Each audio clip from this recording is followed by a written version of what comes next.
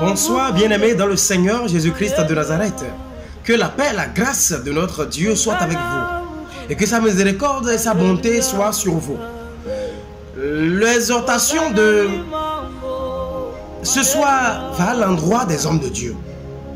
En tant que pasteur, en tant qu'évangéliste, en tant qu'apôtre, en tant que prophète, en tant que docteur, qu'est-ce que vous enseignez aujourd'hui à l'église de Dieu? Qu'est-ce que vous enseignez à l'église de Dieu? C'est important. Tu auras des comptes à rendre parce qu'aujourd'hui, sur 10 pasteurs, sur 10 évangélistes, sur 10 apôtres, sur 10 prophètes, à peine on verra un qui enseigne l'évangile du Seigneur et son témoignage. À peine on verra une seule personne. Tout le reste, il raconte des futilités. Le prophète va dire, le Seigneur m'a dit, alors que le Seigneur ne lui a rien dit. Il dira, le Seigneur, l'Esprit Saint m'a donné la vision, alors que l'Esprit Saint ne lui a donné aucune vision. Les pasteurs diront, payez les dîmes, payez les offrandes, payez les dîmes. Laisse-moi te dire, le paiement de la dîme ne va pas te sauver.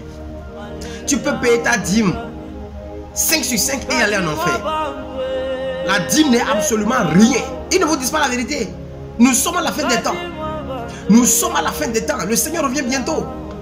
Nous sommes à la fin des temps. Et le Seigneur dit, c'est à cause de 2 choses que le Seigneur n'est pas arrivé jusqu'à présent. Il faut que je vous le fasse savoir. La première des choses, il dit dans Matthieu 24, il va falloir que l'évangile soit répandu jusqu'à l'extrémité de la terre. C'est-à-dire, les pasteurs devraient comprendre qu'il faut sortir, qu'il faut aller évangéliser.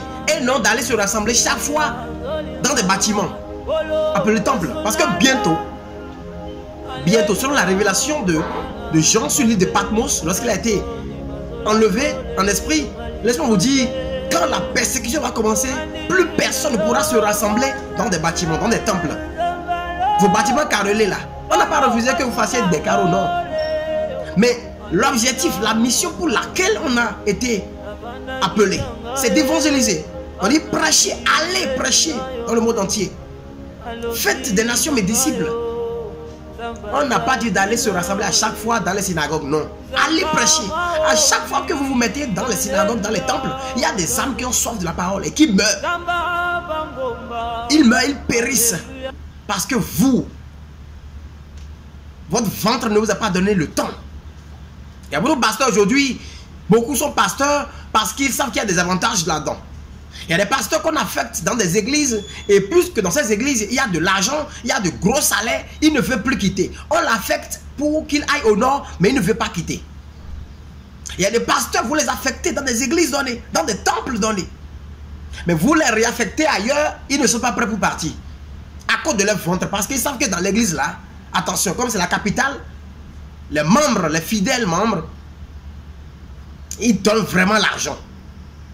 Il y a des pasteurs qu'on réaffecte, mais ils ne sont pas prêts pour partir. Ah, donc c'est pour ça que le Seigneur t'a appelé, c'est ça? Vous allez lire l'heure. Vous lirez l'heure si vous ne vous repentez pas. Prêchez l'évangile du Seigneur au corps du Christ. Prêchez-le. Je le dis à présent, prêchez-le. Arrêtez avec les conneries de payer la dîme, avec des messages de prospérité. Et c'est ce que l'église aussi aime aujourd'hui. Ils aiment les messages de prospérité. Des messages fanatiques.